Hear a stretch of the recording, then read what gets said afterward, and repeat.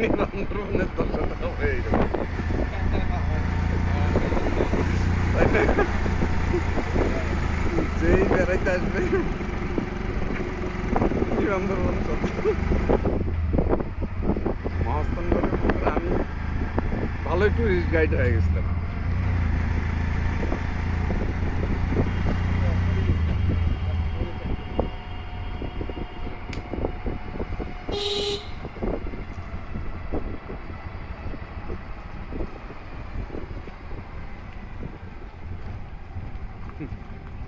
ইয়েতে ওখানে একটা ইয়ে আছে না, কারু